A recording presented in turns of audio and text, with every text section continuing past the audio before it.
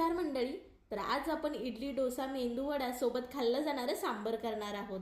त्यासाठी काय करायचं, एक वाटी तुरीची डाळ स्वच्छ धुवून घेतली, त्याच्यामध्ये एक ग्लासभर पाणी, हळद, मीठ घालून कुकरचं झाकण लावून 4 शिट्ट्या काढून घेणार आहोत. बाजूला आपली डाळ शिजते तोपर्यंत आपण सांबर फोडणीला घालूयात.